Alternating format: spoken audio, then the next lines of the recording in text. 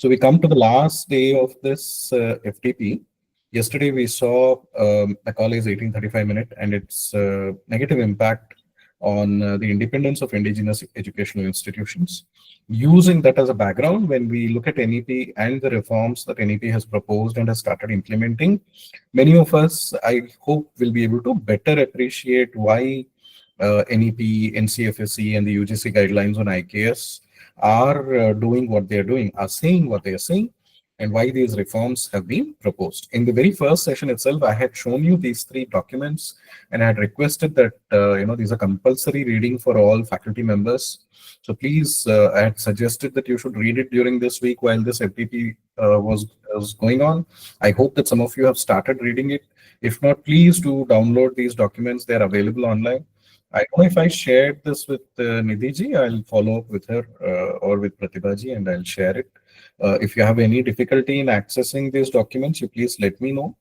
You just have to do a Google search and it will lead you to the PDF files of these documents and you can download them and please do read them, because unless you read them, though I'm presenting the gist of these documents to you today and the most important of the relevant parts to you today, still full reading is very essential for you to understand the reforms proposed by NEP. And since some of you are interested in doing research in these domains, and some of you, you also asked me for some guidance and help on starting some courses or teaching some courses in this domains like IKS. So unless you read this, you will not have clarity on how to do it. So please do take time out to read these documents. So with that, we'll get into the session. Yesterday, there was a query about some research ideas, if they could be suggested on how do we do research on, taking up, as a follow-up of what we have seen in this FTP. So some ideas I will present as we discuss the NEP, etc. So this is, the PhD work of my colleague and friend, Dr. Prabal Rai Chaudhary, who is now the head of the India Studies Department at Sister Nivedita University in Calcutta. So this was his doctoral thesis and work. So he took up the community profile of primary education in Madras Presidency in 19th and early 20th centuries. So those parts which were, say, those details which were missing in Thomas Munro's reports, he has tried to fill in that gap, and he has done extensive, archival study by going to Chennai to the archives and accessing this data. So this is the kind of potential that I was saying, right? Given that there are about 6 lakh villages in India, and so many towns and cities where this kind of research is possible. It will require some effort, of course. These documents are not easily accessible. We'll have to find out where they are and then gain access to them. But if you have the willingness to invest the time to do this kind of archival research, right, you can do a whole doctoral thesis. Your PhD can be on this. You can publish many papers. You can guide students. If you have already finished your PhD, you can think of encouraging younger scholars to take up this as part of their doctoral work if you're serious about taking up research in IKS or the history of indigenous education, etc. So this is an example of what can be done. So similarly, in Bombay, there was another study by a scholar called Parulekar. I didn't have the time to download it, otherwise I would have shown it to you. Like these, in many areas, these studies can be taken up. So this is the website of a very important institute based in Chennai called the Center for Policy Studies, CPS as it is called. The team there led by Dr. M.D. Srinivas and Dr. J.K. Bajaj. They've been, in fact, instrumental in bringing to light Dharampalji's works. They've ensured that these have been made available to the public. They've got it published. And they have also done a lot of solid work in the fields of, the indigenous Indian education as well as IKS. So you can, if you can go to this website, just search for Center for Policy Studies. You will see the website iksindia.org.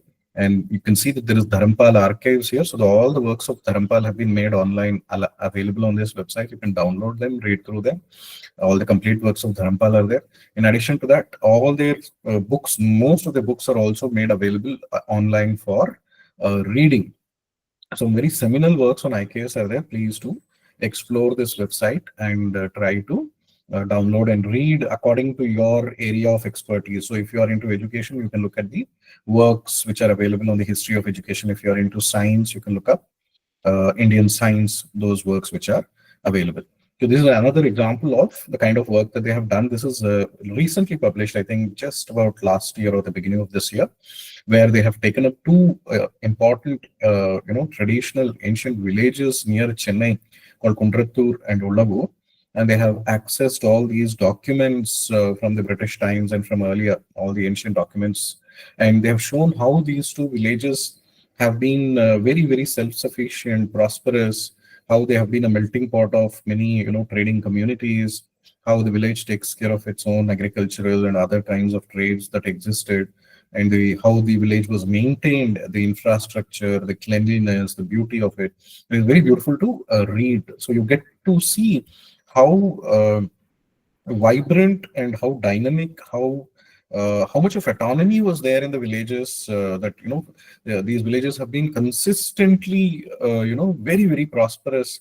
The kind of lifestyle they have had, these are like really prosperous villages, and therefore they are a success story by themselves. So this is the kind of research that can be done, and with this we'll quickly go into, I'll give you a very fast, without spending too much time, so that you have an overview of how NEP came about, a bird's eye view of the evolution of NEP, and then we'll go into especially the UGC guidelines on IKS. So initially, in 2015, there was a committee formed headed by the former cabinet secretary called TSR Subramanian, and they initiated a huge, massive process of grassroots consultations with the public, with educationists, with scholars across India, and then submitted a 217-page report in 2016 to the government, recommending sweeping reforms, etc. But for various reasons, this report was not accepted by the government, and a new committee was formed. I will not go into the details of it, it is not relevant to us here,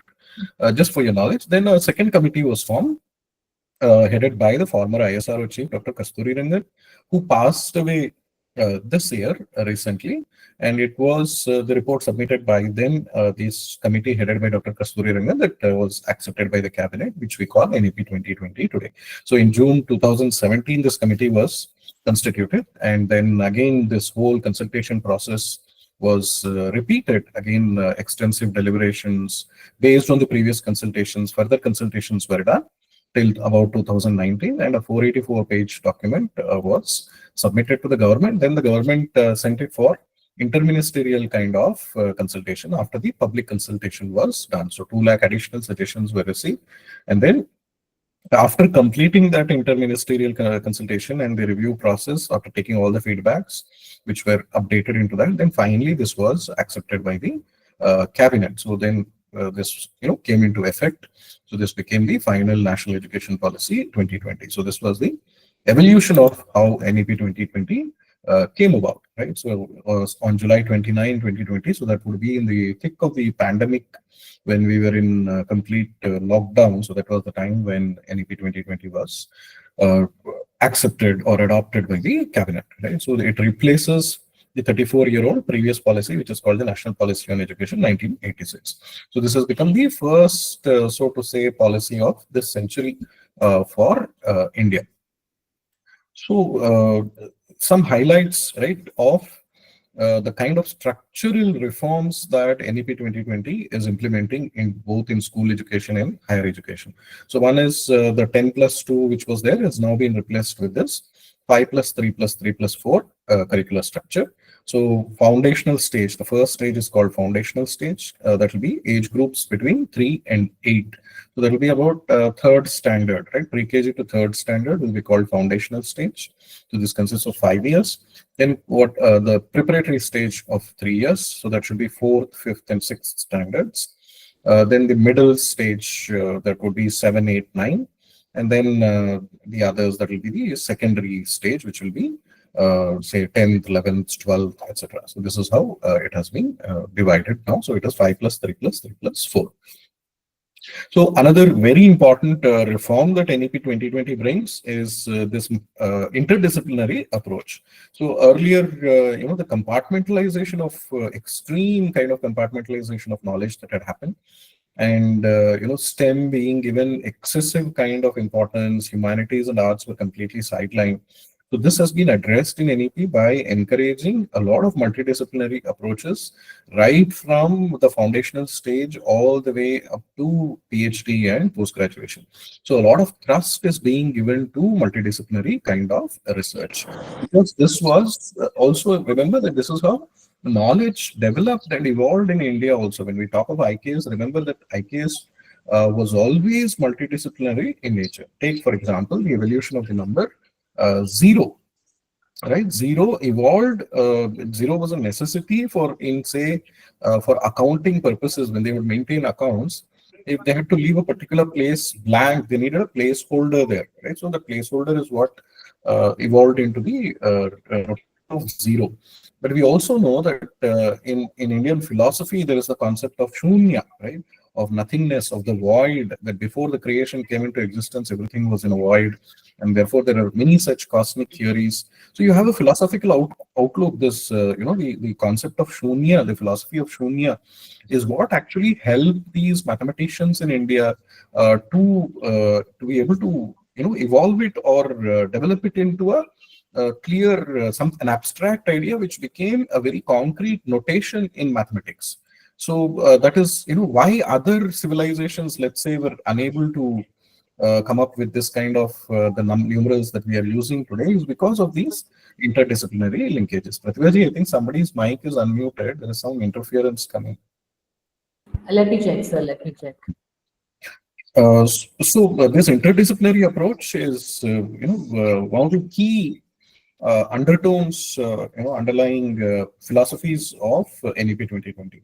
And you will see that at the school level, for the first time in post-independence India, arts has been introduced as a compulsory subject in the school starting from the fourth standard onwards. So there is a separate textbook for arts. Not in theoretically, there are a lot of activities that are prescribed for teaching theater, for teaching songs, music, folk kind of art forms, painting. So all this has now become integral part of the curriculum. So earlier, schools would see these as simply as co-curricular activities, which could be like taken over by the regular STEM subjects when needed. But that is not the case now. There will be, I think, evaluation also, exam also will be there for the arts subject. So students are being encouraged to take up arts, humanities with the same rigor as STEM and other subjects. So this is another very important paradigm shift that is happening in education today. Third is the promotion of digital platforms for learning, especially at the higher education level. You will see that students, for example, UG, PG students are allowed to do almost 50% of their courses online now. So if a BTech student has, say, about 160 credits, I don't know the exact number of credits, but they are allowed to do a significant percentage or weightage of it can be done through Swayam, NPTEL courses, etc. So this is for all higher education. So this is a great kind of flexibility that it gives, because many IIT professors, etc., will be offering these Swayam NPTEL courses. So they will be able to access the best of content, the best of lectures, the best of pedagogies available through this digital content. So it is a blend of modern technology, modern approach, along with the underlying tone, holistic vision of Indian knowledge systems. The fourth one is, you see, that one of the biggest complaints or the constraints or the pressure that we know that the education system puts on the students is because of exams. It is the exam stress, examination related stress, leading to the highest suicide rate in India. Lancet study says that India has the highest number of suicides amongst the population about age group of 15 to 30 is in India. So some student does not pass the 10th board exam and therefore he commits suicide. Somebody does not pass plus two. I know of a student who committed suicide because he did not get an aerospace engineering seat. He wanted to get an aerospace engineering seat, and when he could not get that, he ended his life. So like this, you would have seen these movies like Three Idiots, etc. So this is a the generational kind of conflict that we are facing. So finally, the NEP is thankfully addressing this by relaxing, kind of trying to undo the kind of emphasis that has been put on exams, marks, and grades, and by giving more flexibility within the system. So we all know that today the board exams are conducted twice a year from this year. So they'll have they can make two attempts at taking the board exam. Either they can, in either of these times they can take the board exam. So there is no pressure on the student. He can postpone it to a little. And this way, we are trying to, NEP is trying to bring down the exam stress on the students.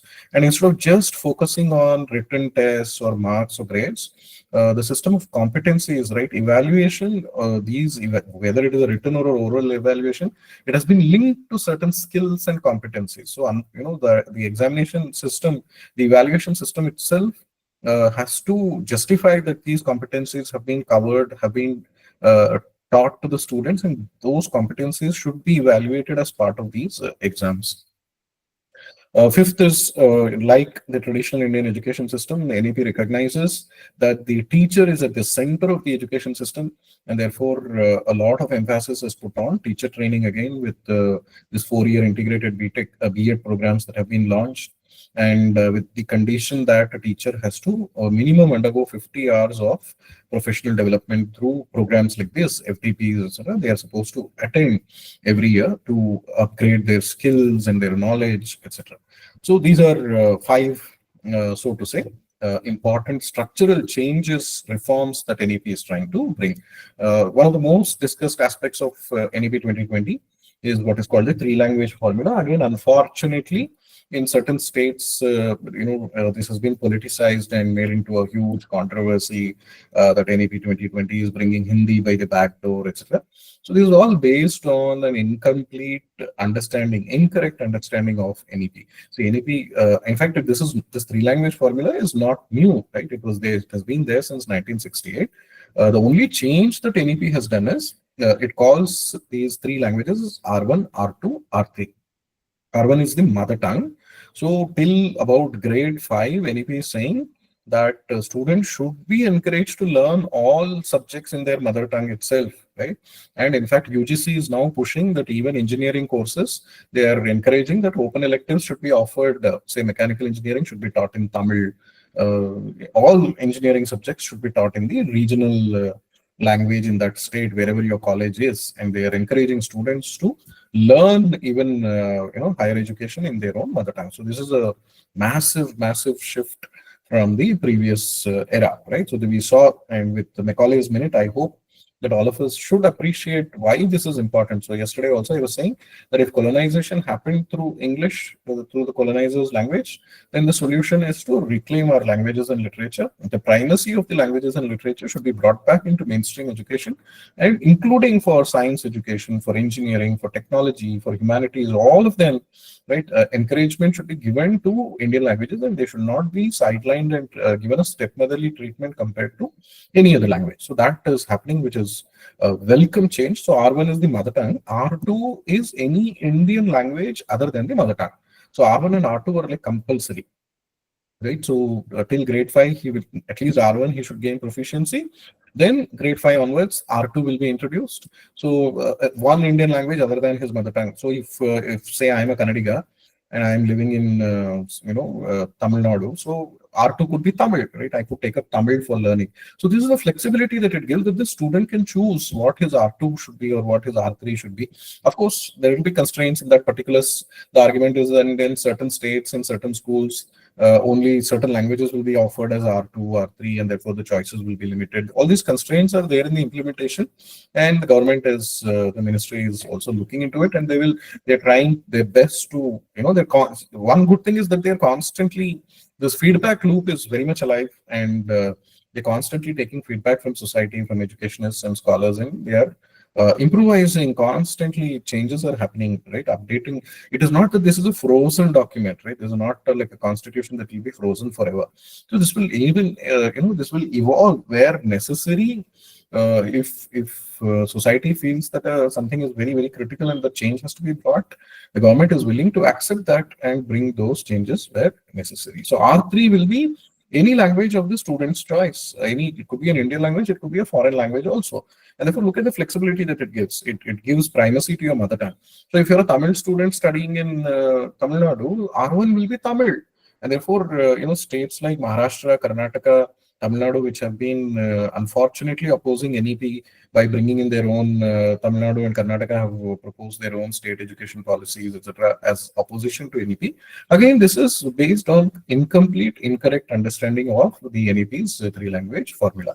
So R1 will be Tamil. You will be encouraged to learn Tamil. So it is not against Tamil or any other Indian language. In fact, it is encouraging us to learn Indian languages. At least two Indian languages, it is encouraging us to learn. And freedom is also given. So there is a criticism that we are just trying to promote only Indian languages. No, the R3 will be foreign languages also. We are not demeaning any foreign language either. We are giving flexibility to the student to learn. If he is interested in learning German, if he feels that in future he is likely to get job opportunities in Germany, and therefore he wants to learn German, he can pick up R3, he can plan his career and take up any foreign language that he wants to learn. So this is the correct, gist. This is the three-language formula. And therefore, I say, please go to the source documents. Don't be carried away by media reports and all the ruckus that happens on TV channels and sound bites about these reforms. Please go to the source documents. Read it for yourself before you come to any kind of conclusion. You don't have to accept even my arguments at face value, what I'm saying at face value. You can please form your own independent evaluation, go to the source document, read it, and see what it says. Right? So now we come to the very important part, which is the emphasis that these documents put on Indian knowledge systems. So they have placed unprecedented, never before such a systematic, weightage has been given to Indian knowledge systems as NEP has done. In the curriculum. So IKS is NEP says IKS is the foundation philosophy or the guiding principle, recognizing India's rich heritage of ancient knowledge encompassing 14 Vidyas. So Chaturdasha Vidyasthanas, or the Chaturdasha Vidyas as they are called, the 64 kalas, including Ayurveda, Yoga, Vedic mathematics is this term is a little, I'll not go into it, but say Indian mathematics, right? The development of mathematics in India, astronomy, philosophy, and traditional arts. Then the National Curriculum Framework for School Education 2023 kind of implements this vision through rootedness in India. So it uses three terms, NCFSC document. One is rootedness in India. The second is called knowledge of India. The third is Indian knowledge system. So rootedness in India means, especially at the foundational stage where the child is too early to grasp this idea of Indian knowledge systems or such content cannot be taught. What they're emphasizing there is that the child should be rooted in his native environment. Right, he should understand his own society, his own environment better. So that rootedness should be emphasized a lot. So the framework advocates holistic development based on the Panchakosha theory. So there is the Annamaya Kosha, Pranamaya Kosha, Manomaya Kosha, then Vijnanamaya Kosha and Anandamaya Kosha. So then the personality is divided into 5 sheets or 5 levels, something similar to Maslow's hierarchy of needs in Western psychology. But the original one is this, in fact, from the Taittiriya Upanishad. So it says there is a gross body that is nourished by food, which is called the Annamaya Kosha. There is a Pranamaya Kosha where the pranic energy is there to be, where health, etc., is to be taken control of through practices like yoga. There is the Manomaya Kosha, the mental person, right? The mental side of the personality or the IQ, etc., where cognitive development happens. And then the Vijnanamaya Kosha, which is the intellect, the unique ability that human beings have of discriminating between right and wrong, that has to be developed in the Vijnanamaya Kosha. And then the Anandamaya Kosha, which is the higher dimension of self-knowledge, what Maslow calls self-actualization, is what our Upanishads long ago called moksha, jnana, right, atma jnana, etc. So all these are, it is this model that has been used in NCFSC. Curricular integration occurs through interdisciplinary approach, connecting traditional knowledge with contemporary subjects like physics with ancient astronomy, environmental science with India's conservation tradition. So if you see the new NCERT textbooks, the NCFSC recommends seamless integration. So when the student is learning about, say, the numerals 0 to 9, he will be told that these numerals have developed in India and the history of the development of those numerals will be given to him. And he'll be told that how these numerals went from India to Arabia, from Arabia they went to Europe. And this is how the numerals, decimal place value system, and much of the mathematics, yesterday I was saying, right, that much of the mathematics, the foundations, the building blocks of mathematics developed in India. And this is now, systematically it is being included in the chapters of the new NCERT textbook. So in the mathematics textbook itself, he will learn about such developments. So when you come to science, the origins of Indian astronomy, how astronomy was used for predicting eclipses, calculating times of rituals of all the important festivals. So how religion, science went hand in glove, and this is how again through that interdisciplinary approach, science evolved in India, and that the religion science conflict did not exist in India as it existed in European countries. So such content very systematically is being integrated. So when it comes to environmental science, for example, you have these traditional, water conservation, water harvesting techniques, right? The way lakes were built, interconnected systems of ponds and lakes. For example, especially in the Chola period, there was a very systematic network of such lakes and ponds that were built. So such techniques, or the knowledge of such techniques, is being introduced into the curriculum. So the framework mandates that 5% of the total credits of the students should be dedicated to IKS courses while encouraging local language instruction and community involvement. So again, these IKS knowledge through local language, 5% of the total credit should be for IKS, and community involvement. Parents and the local society has to be involved in their education, teaching, learning process. Then it says, what has the steps that have been taken for promoting IKS. 32 specialized IKS centers in the initial. Now it is more actually. This is outdated data that I'm showing you. Whatever I was able to find. By now, I think it would have increased. It would be more now. Have been established nationwide with over 8,000 higher education institutions adopting IKS curricula. So almost all the IITs today, many of the IITs have Center for Indian Knowledge Systems as an independent center where a senior professor will be the head, and they're taking up a research on IKS. They're introducing courses on IKS, foundational courses on IKS in these universities. Teacher training programs emphasizing authentic research-based content, avoiding exaggerated claims, while celebrating genuine contributions of Indian scholars like Aryabhatta, Charaka, Panini, etc. So UGC itself has been, over the past 2 years, has conducted several workshops, faculty development programs under that ATL, mission training centers that are there, particularly on IKS. This year also, hopefully they will announce again. Last year's, it ended around in somewhere around March this year. The previous FTPs, the cluster of FTPs that were announced came to a close. But again, I think you have to keep looking up the UGC's website for notifications. And whenever such FDP is announced in your locality, in your nearby training centers, please do take up. It will be a 1-week training program. So it will be a residential program. So throughout the day, you'll be exposed to different aspects of IKS. So it will be like a foundational course on IKS. So you'll get a very good exposure to it, and you will come to know of other people who are taking it, etc. So a lot of discussion will happen on how you can take up research, etc. on that. So that this UGC's training program is something that you can look out for. Then the IKS division of the Ministry of Education has also been conducting many such programs, orientation programs, awareness programs, has been giving funding, which we will see for research proposals, etc. So please keep an eye out, one on the UGC's website if you're in higher educational institutions.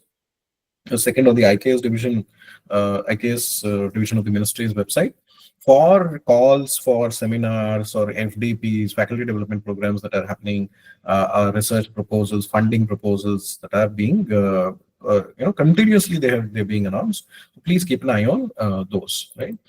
So this is the chapter on rootedness in Indian knowledge systems from the NCFSC National Curriculum Framework. So please do read through particularly this chapter to get a basic idea of, you see, the NEP document does not give a broad introduction to IKS, but NCFSC has taken it up through this chapter.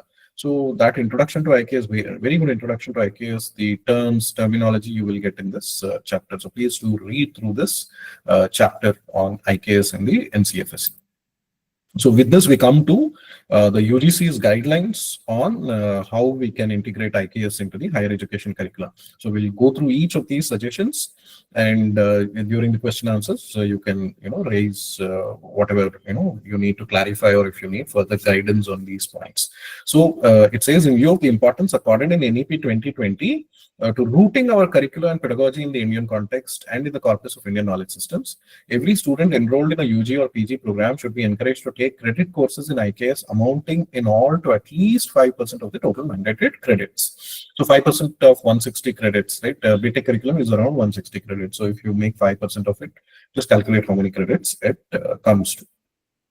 It is envisioned that the interested students studying in UG and PG courses may be allowed to take a larger fraction of the total mandated credits in the fields of IKS. So they are encouraging, UGC is saying, please give more flexibility. 5% is only the minimum. Doesn't mean that you should stop at 5%. You can have your own university curriculum, which will give greater weightage to IKS. Instead of 5%, you can even make it 10% and allow students to take 10% of courses in IKS. At least 50% of the credits apportioned to the IKS should be related to the major discipline and should be accounted for the credits assigned to the major discipline. So related to the major discipline that they're doing. So if they are students of physics, right? So those credits should be related to physics. So it should be history of Indian science that they should take up. Special care should be taken to ensure that the course materials for these IKS courses are based on authentic sources, such as source texts, historical accounts, inscriptions, other records, material and other evidence, and also rigorous sociological records of current practices of different communities. So at the end, we will see some of the free courses that are available on YouTube, in Swayam, NPTEL, through registration, or even on YouTube, some of the material that is available for these foundational courses on IKS. The continuity of Indian knowledge traditions from ancient times up to the relatively recent period of the 18th or 19th century must be emphasized in the design of the course content. So the authenticity of the course content is being emphasized, that it should not be just vague or erroneous, fake kind of content that should be taught, or they should not deviate. If you're in a higher educational institution, please, as I said, adhere to these UGC guidelines on IKS. That is why it is very important that you read the entire document. And if you're offering courses on IKS, please make sure that you do not deviate from these guidelines given by UGC. So the authenticity of the material has to be ensured. So we suggested also some books that are available, right? Professor Mahadevan's book is the most popular right now. But there are other good material also that is available, source texts which are available. If you need help, particularly for a particular subject, please let me know.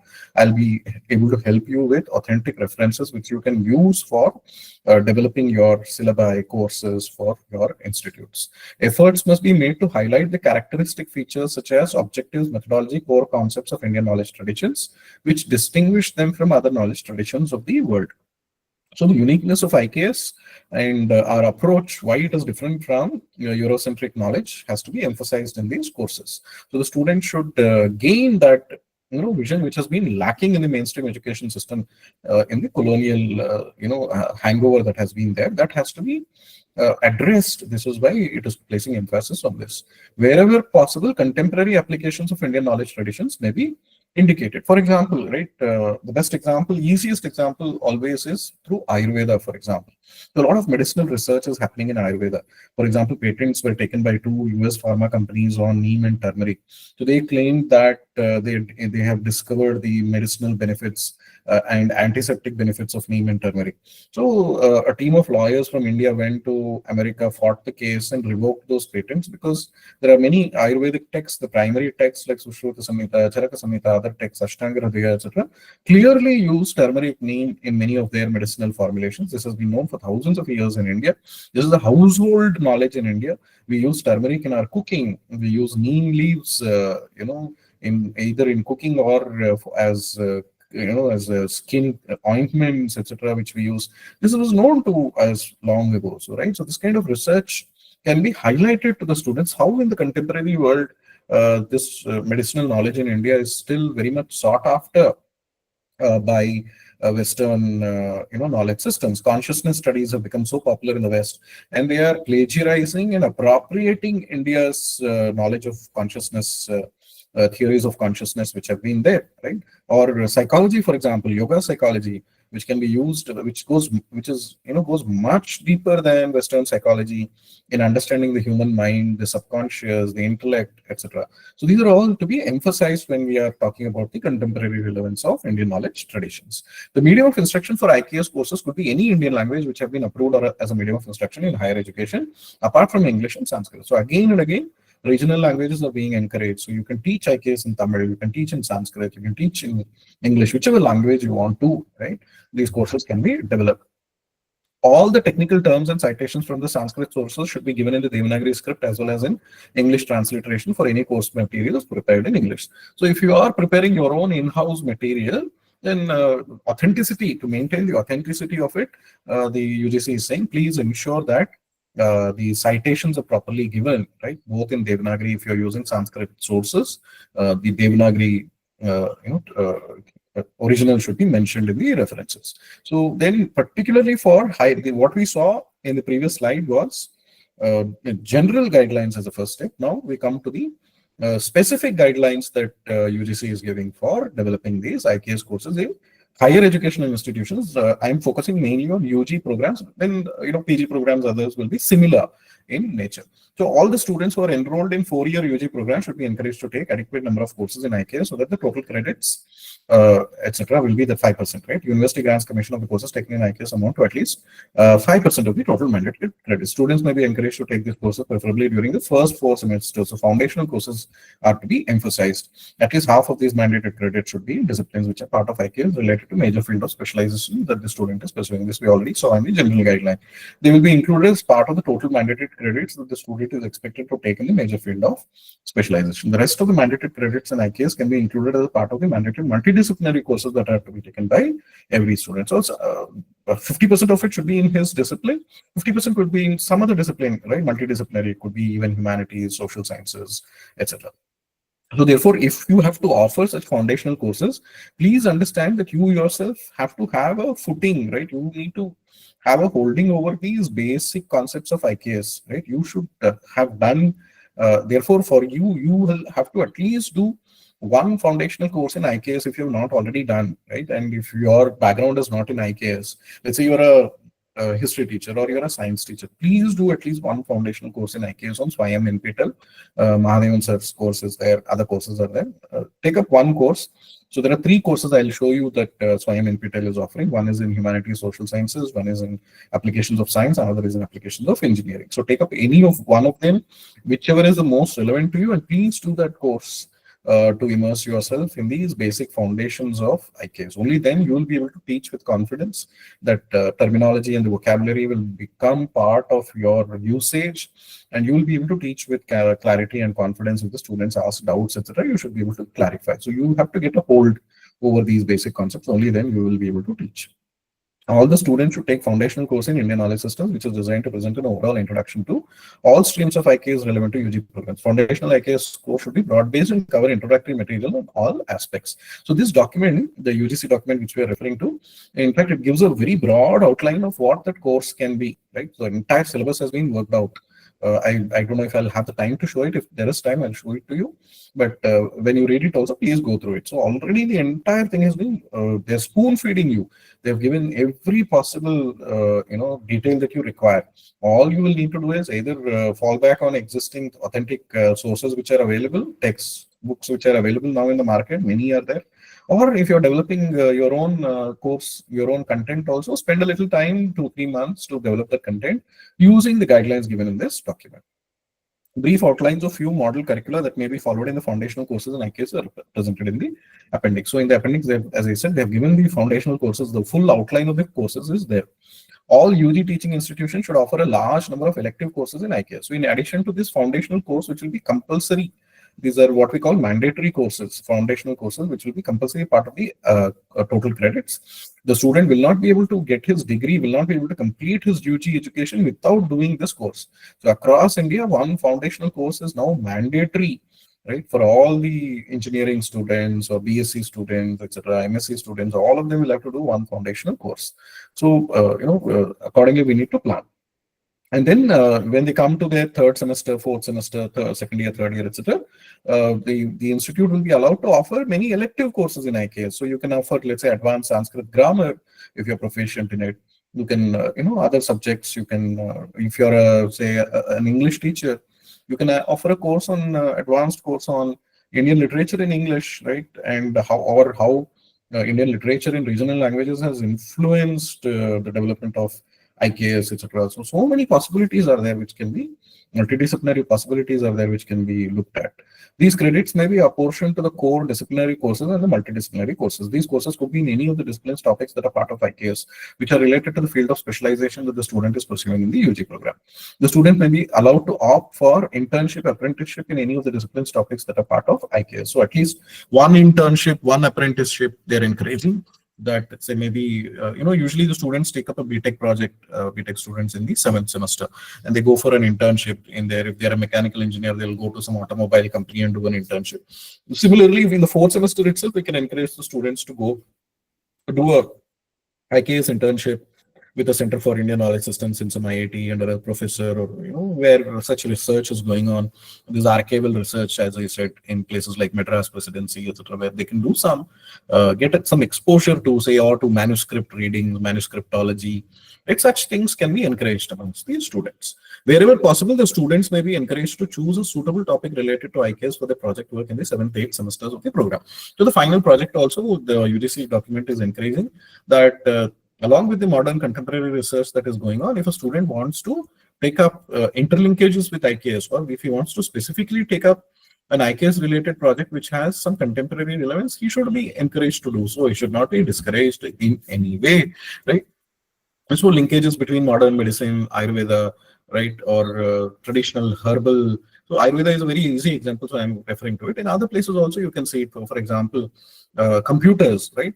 So there are certain algorithms which are there in ancient Indian mathematical texts, as I was telling you, which will cut down, so for example, the length of the algorithm. So in supercomputers, etc., where you even a split second, right, milliseconds, microseconds are important.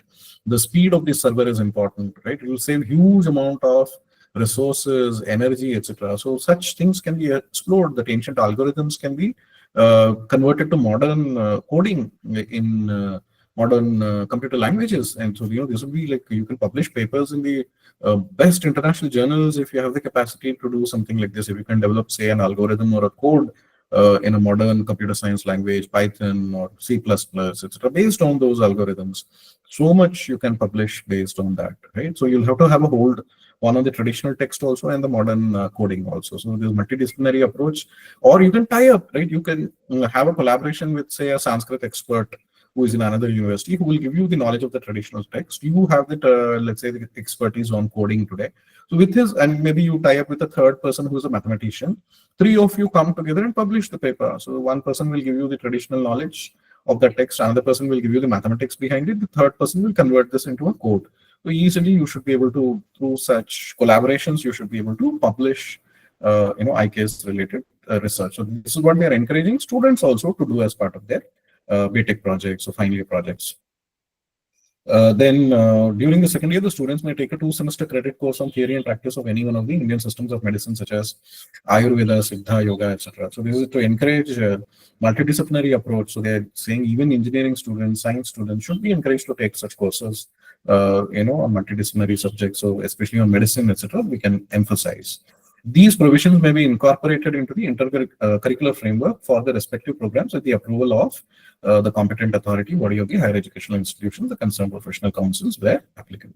Right. So with this, we come to some of these courses which are available in YouTube as well as Swayam, NPTEL, etc. Right. So in Swayam NPTEL, you will have several courses by Professor Ramasubramanian of IIT Bombay, Dr. M.D. Srinivas, Professor M.S. Sriram, all this team of scholars who are there. They have made some courses. That course is available. It's free. You can just go to Swayam, search for Introduction to Indian Mathematics and Astronomy, or search for Professor Ramasubramanian or Dr. M.D. Srinivas. You will find that course. If you need help in finding those courses, you please let me know. I'll send you the links through the Swayam portal, to the exact page, the landing page or the registration page of that course. So IIT Gandhinagar in particular, this is from the IKS division of the Ministry of Education's website. So this is one website that you should keep an eye on, as I said, along with the UGC and the ministry's website. Please keep an eye on the IKS division's website, iksindia.org. So if you go there, you have this link which says courses offered. You can see the full list of courses which are being offered by various IITs, etc. IIT Gandhinagar in particular has been very active in offering these courses on IKS, where they have invited many scholars there, conducted certain faculty development programs and orientation programs for the students, and these they have compiled together as courses, put together the video lectures and uploaded them to YouTube. These are in fact freely accessible on YouTube, etc. You can go and during your free time at least do one such foundational course on IKS, as I said. The second is if you go to the research projects tab in the IKS division website, you will see what are the contemporary research proposals, what are the research projects that are being funded by them. So please go through all the research projects, especially those which are relevant to your domain of expertise. You'll get a clear idea of the kind of projects that are being funded by the IKS division. A lot of funding is being provided, one for seminars, for conducting FDPs, for workshops, for conferences, for publications, for publishing books, for publishing courses, for developing courses for your institutes. Just in July, in fact, the deadline ended for the new notification that had come from the IKS division. They were giving funding for developing courses, for translating, let's say, from regional languages to English, or from translating from English to regional languages. All kinds of projects are being funded. So please keep an eye on this website. Go through some of these research proposals that are being funded, so you get an idea of whichever domain you are in, of the kind of projects that you can possibly take up. It will give you some exposure to the ideas, right, of what kind of research can be done.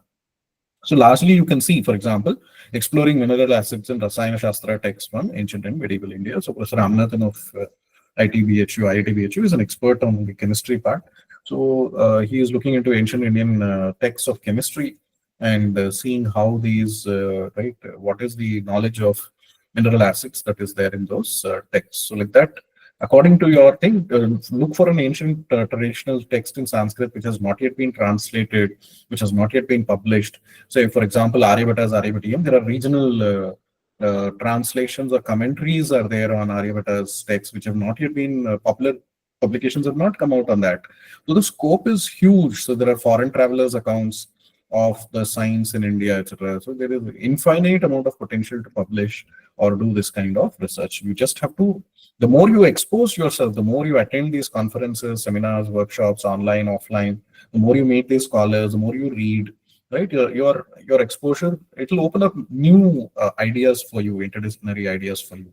And the linkages are very important. Try and tie up with somebody who has some basic expertise already, and it will speed up your learning process, your learning curve also. So you may not have, let's say, if you're not proficient in Sanskrit, as I said, tie up with somebody who has proficiency in Sanskrit, and that person should be able to complement you in getting the work or the research done.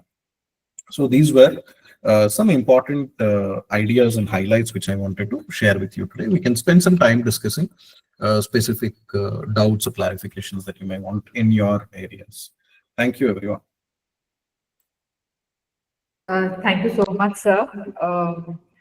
This was like very, very insightful. Like I only joined 2 days ago, but in these 2 days, sir, I mean, whatever I have assimilated, very insightful sessions, very engaging presentation. I'm sure all of us, we are totally inspired and motivated. Also, it will help us to kind of take forward it into our classrooms also, whatever we have learned so far. Very meaningful, engaging, and thought-provoking, sir. So, I mean, it is really making me feel so good after listening to you, sir. And there have been so many ideas now in my mind that how I should navigate my IKS in my classroom. I wish I would have taken these sessions earlier, but sir, next time when you're going to take another session, I'll be there again in your sessions. So, because I'm thinking of giving a proposal for doing an introduction to IKS maybe 2 or 3 months from now. that will be wonderful, sir. That will be wonderful, because I think what we are lacking over here, and I'm very sure most of us will agree, is that it is something new that has been initiated, and we will need to kind of make ourselves. I really love when you said that we will have to kind of become ourselves very, very equipped in order to go in the classrooms, because Correct. the generation that we're dealing with is a generation which has questions, and unless we are not well prepared to answer them, then we are going to create more confusion. So I Yes. think this is very, very important for all the teachers who are in schools and who are in colleges, that we must have a very strong foundational understanding of IKS. So Right. before I share my thing, there are few questions, I guess, and some sharing that our participants have done. So I'll just quickly read from just give me a little minute, sir. Sure. This I'm looking at the comments actually. yeah, Praveen Singh ji has suggested that the we links. So I'll bring. share the links with you and So, maybe. the Praveen I think what we will do is that our team will coordinate with Pramod sir, and we will try to bring everything together in one document so that it becomes easy for our participants to access the information easily. So that Praveen we will be working on it. So not to worry. There is one Thank you, ma'am. question. Yeah, there is one question that it was interesting. I'm not able to really read my chat box properly, but this was interesting. Yeah, Samreen ji is saying that promoting Indian knowledge system is brilliant, but how will we all connect and communicate with each other if we promote higher education in regional language? Sir, any clarification over here? So, see, as of now, English will continue to remain a linked language, right, for higher education, for research. As of now, you see, most of the higher research that is done is published in English journals only. So, till that dominance continues, English will continue to play that role of the linked language. So, all such communications can be done either in English or in Hindi or any other linked language that we are comfortable in. So, that should not be a problem, right? And for the student, you see, the advantage is if he learns these abstract concepts in his own mother tongue, his whole understanding of the subject will be completely different, much deeper than what it is in English. So the way he approaches that subject, I'll give you an example. There is this mathematician called Manjul Bhargava, who is in fact heading this NEP and a body which is called the NSTC, that is the National Syllabus Material Textbook Material Committee. So if you look at his profile, you will see that he has received what is called the Fields Medal in Mathematics, which is equivalent to the Nobel Prize in Mathematics. So why did he get it? He got it because in his early days. Are you able to see this Wikipedia profile of Manjul Bhargavji that I'm sharing? Yes, sir. Yes. So please go and look it up. So he will tell you that when he was child, his grandfather he would come to India for his summer vacations, and in his grandfather's house, all these Sanskrit texts of mathematics, especially Brahmagupta and all that, would be there. So his grandfather trained him in those texts, and this is what, in fact, helped him to do advanced research in mathematics later on when he joined the university. So this is why NEP is saying that students should learn even engineering and advanced concepts in their own language, that when they, the rootedness aspect, the whole approach, the pedagogy changes, their understanding of the subject changes.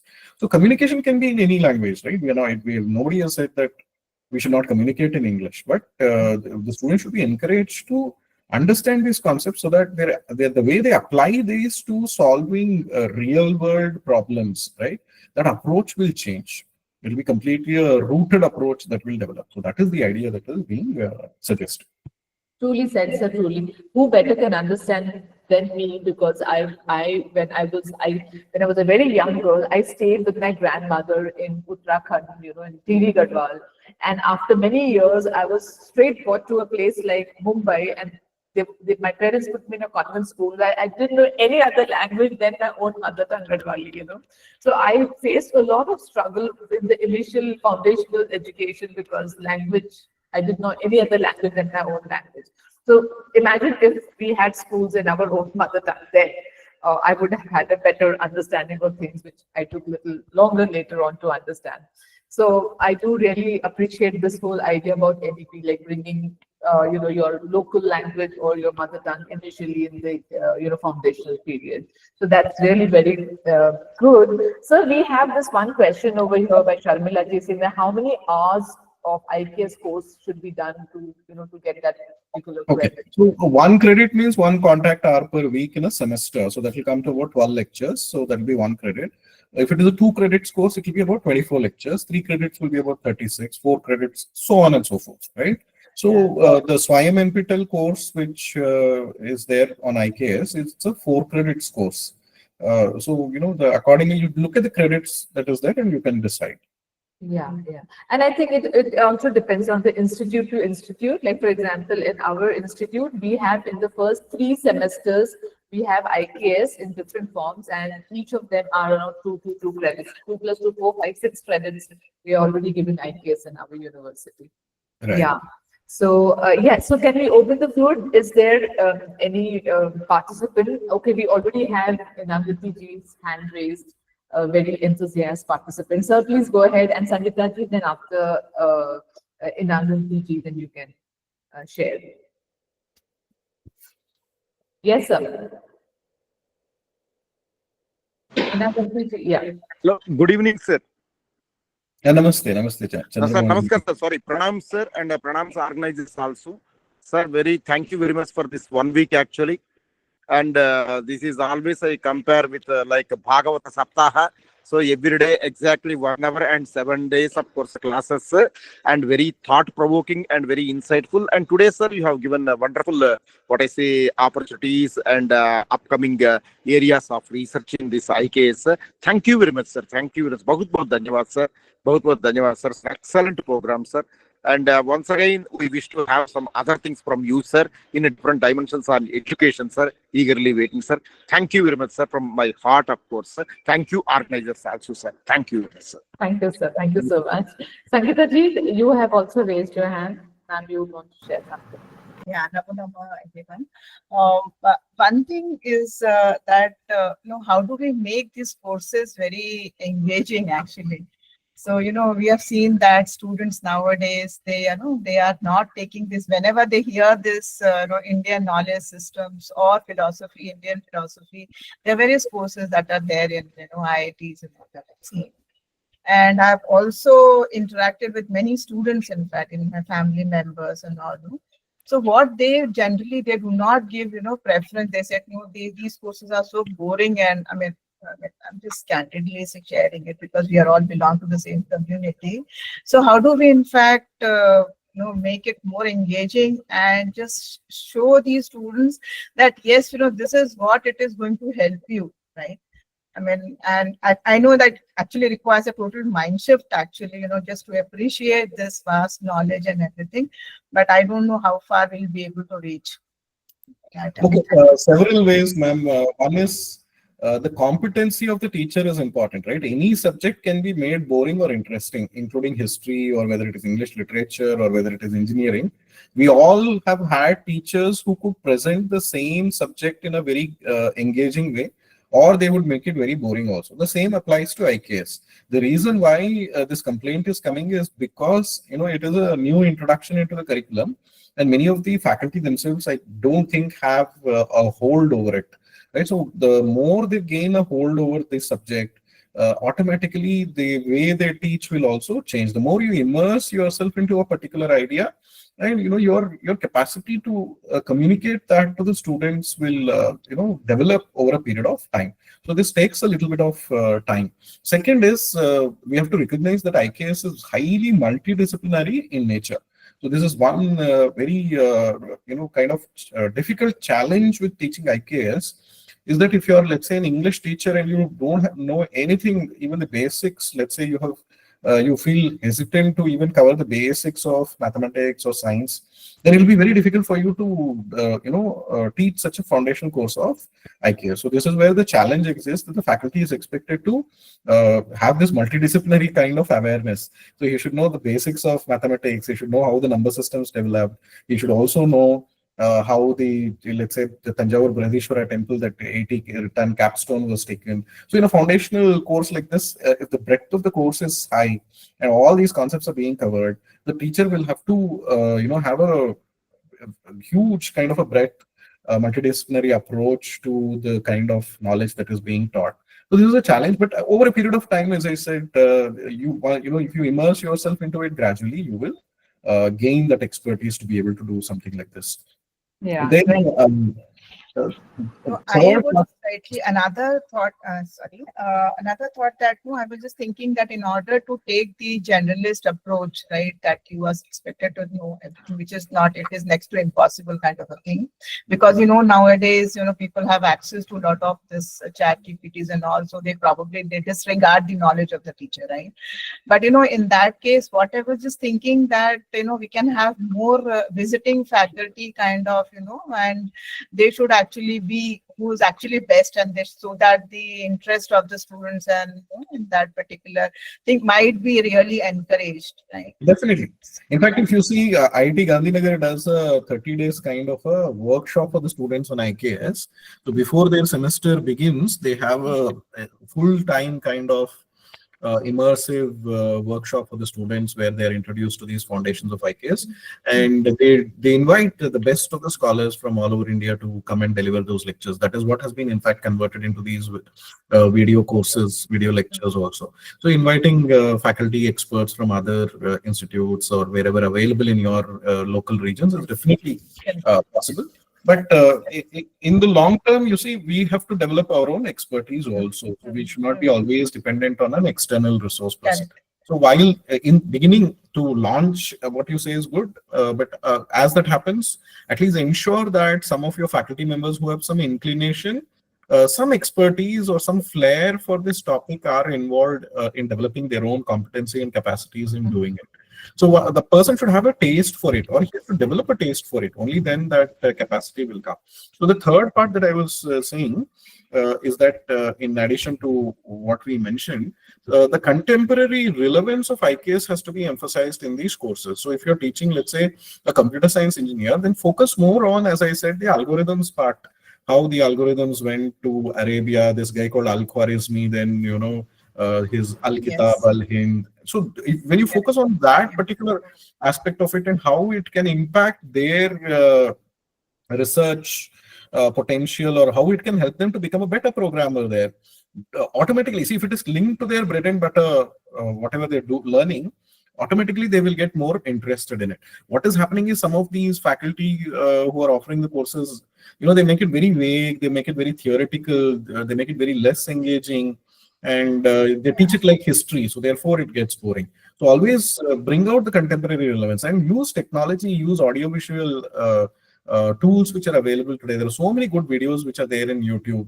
So 50% of your course or 40% of your course can be video clips which you can show from interesting clips which are there, right? So make it interesting to them. So we'll have to explore all this to try and do that. Yeah, sure. Yeah. Thank you so much. So we will quickly take some 3 hands are raised, and just before that, so we have Praveenji, we also have Sharmilaji, and we had Mahendranathji also who had raised. So I'll quickly first go to Praveenji and then Sharmilaji. Praveenji, you can unmute yourself and you can ask your question. Yeah, no, ma'am. This is not about asking Pramod sir the question. What he's just said is absolutely correct. This is in response to what Sangeeta ma'am said. Ma'am, there is somebody called Professor V.N. Jha, and he has just video recorded a set of lectures which basically give a very detailed and a very comprehensive introduction to these different disciplines. And he has also, I mean, he's done it with a view to connect it with the current generation. I mean, the first question that we all have trouble with is, we are asked, why should I study this archaic ancient wisdom or ancient science or art or whatever? And so he will, and his entire team is going to bring out a series of lectures which would be around 25 to 30 hours of lectures. And as Pramod sir said, in order to make or get the people to see the contemporary need to learn or to be invested in IKS. That's it. And his website is there, which you can actually freely access, which is vidyavatika.org. That is all that I wanted to tell the audience. Just have a look. And the way he teaches is just, I mean, is very lucid.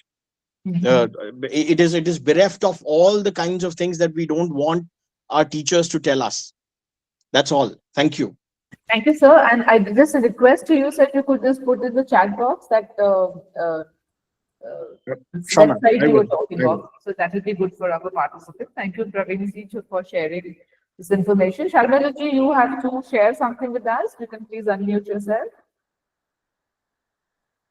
In fact, Good Sharmila- evening, sir. Yes, please go Yes, ahead. good evening, sir. I'm Dr. Sharmila from Bangalore.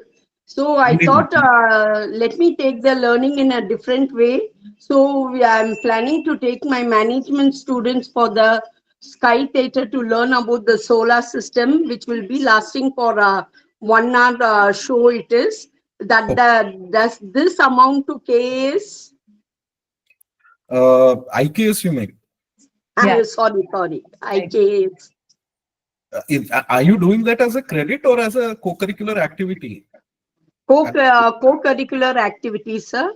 Yeah, okay. No, 1 hour also, does it amount to getting a credit, sir? no, 1 hour will not amount to a credit. As I said, the minimum will be 12 lectures. One 12 lectures. one Sir. credit in a semester would be about 12 lectures. So in a trimester, if it is management students and if they have a trimester, you please look at what is a credit for them. How is it defined? What is the number of hours defined for 2 credits and 3 credits? So it has to be. So taking them for such program which relates to IKS, do we get any credit for that, sir? Credit in the credit in what sense you mean? Like if The number of programs, if it exceeds 5. It cannot be only in the form of activities, right? See, what UGC is saying is it has to be an in-house course that you offer, like any other theory course that you offer. So these visits can be part of that course. So as part of your course, you can have monthly one visit to a planetarium or to a place of historical importance nearby. You can take them on a travel to Tanjore, Saraswati Mahal Library, or to Hampi, Vijayanagara. All that you can do. But it should be part of a course with proper content, material, syllabus, everything, like any other theory course. Okay, sir. Thank you, sir.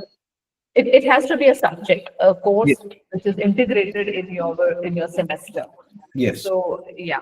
Thank you, Sharmila ji. And I think if Mahendra ji is there, then quickly you can also share something, sir, if you're there, Mr. Mahendra ji. Thank you, ma'am. Yeah, thank you, ma'am. Yes, Mahendra ji. First of all, I am so thankful for the organizers for organizing such a wonderful faculty development program with an extraordinary, wonderful speaker, Pramod ji. And sir, actually, I am Akhila Bharat Rashtriya Shikshik Mahasangh, Andhra Pradesh State Office Secretariat in charge. As soon like we have got this information, then immediately I have circulated to the Andhra people.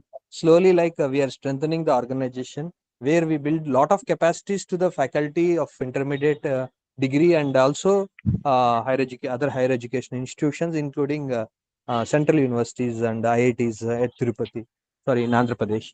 So, sir, very enlightening sessions you have given. Thank you so much. And also, like you have inspired us. And one thing made me like to think on to have a credit course on IKC for BTech students and our paramedical students, so that they will know exactly what was the ancient practices. And we have eminent faculty members also who can deal this. Thank you so much, sir, for giving this enlightenment. And it's kind of a way forward what I can perform from my end.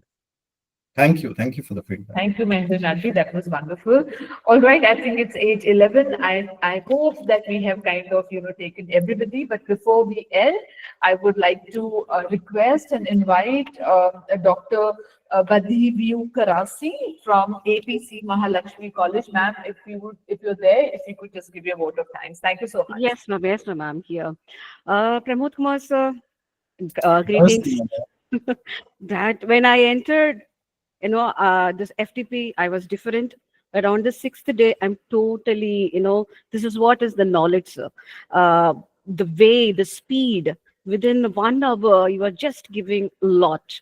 And it was really a treasure We tasted what you have tasted, and this is a strong, with strong energy, and we felt and realized the essence of knowing and realizing what is IKS. And as I told you in the welcome address in the first day, it was totally a new concept for me and maybe for most of them, but you have beautifully, made us to enjoy and cherish each and every day. And this is just a formal vote of thanks as we stand in the 6th day of this national FDP on the legacy of Bharatiya Vidya, Indigenous Indian Education and Indian Knowledge System. My heart is filled with gratitude and reflection. Each day of this journey has been a step into India's intellectual soul. We began by implementing Indian knowledge system in the modern curriculum, realizing how timeless wisdom can shape future learning. We examined the effects of Macaulay's policies, seeing how our education was uprooted from its soil.